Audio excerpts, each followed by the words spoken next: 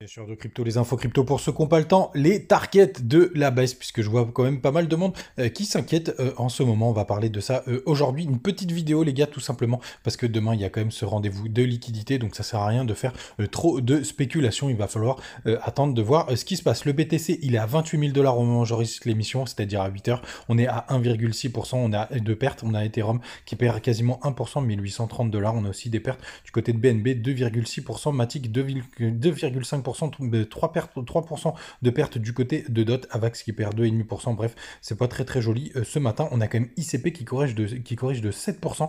Il avait pas mal performé ces derniers temps, c'est normal, qui respire un petit peu. Du côté du daily, les gars, tout simplement, là, je vous ai tracé quand même toute la hausse qu'on a eue depuis les 15 500 dollars pour vous montrer qu'on est quand même sur des endroits clés. On a les 0,236 qui sont aux 27 384 dollars et regardez, on les a pas mal travaillés par le passé et quand on prend un petit peu de recul, on voit qu'on est quand même en train de faire un gros range, donc rien de problématique. On est même en train de compresser puisqu'on a des bas qui sont un peu plus bas et des hauts pour l'instant qui sont un peu plus hauts, donc on a plutôt une compression de la volatilité avant un grand mouvement, les gars. Peut-être que ça viendra justement dès demain. Alors, à court terme, pour moi, ce serait quand même logique d'aller chercher tous les stops, donc jusqu'aux 26 539 dollars, ça me paraîtrait assez cohérent par rapport à tout ce qu'on a comme liquidité, notamment du côté de Kingfisher, parce que regardez, on a quand même des gros pics juste en dessous des 27 000 dollars, ça correspond à peu près à la target. On en a des très gros jusqu'aux 21 000 dollars. On va en reparler juste après. Et regardez, quand on zoome un peu plus, on voit vraiment où se situent tous ces pics. Ce serait intéressant d'aller les chercher. Quand on revient justement sur le plus long terme, tout simplement, donc après les 0,236, on a un gros support au 0,382 qui correspond au 25 123 dollars, mais ça voudrait dire que le mouvement de cette année de 2023, en tout cas le pump de ce début d'année est terminé.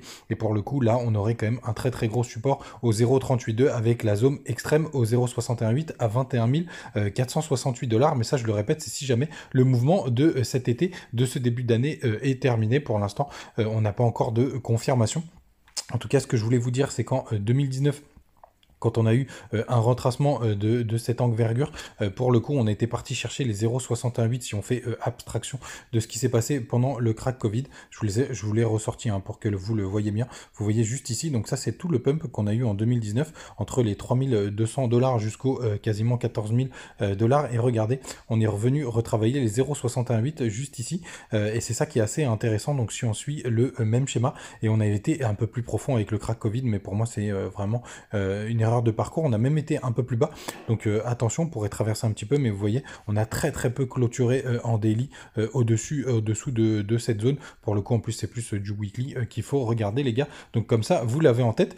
Alors pour le coup, il peut y avoir aussi un moment où là, ça devient intéressant, où le BTC consolide justement entre ces deux bornes. Là, j'ai fait un petit tour sur BitGet, entre ces deux bornes, justement pour que les altes puissent s'exprimer. Pour l'instant, ça reste quand même assez calme. Du côté du 4 heures, pour l'instant, on n'a pas du tout d'inversion de structure, même si MACD est en train de décélérer, c'est un petit peu trop pour le dire. Du côté du 1 heure, on a une plus jolie tête puisque MACD a croisé. On commence à avoir un RSI qui commence à s'inverser. On a eu un petit W qui s'est formé ici, mais pour le coup, le 1 heure, ça présage peut-être d'un petit pump et d'un petit retour pour aller chercher tous ces stops au-dessus des 28 748 dollars, mais pas encore quelque chose de très sympathique. On va regarder du côté de ETH BTC, si la charte veut bien se charger, oui c'est ça, qui nous donne quelques indications sur les altes. On va repasser en daily, même un peu plus grosse time frame pour voir ce qu'on est. Regardez, là pour le coup, on est en train de former un énorme range avec un point très bas au 0,5, mais on est en train de retravailler des zones intéressantes du côté de Ethereum BTC.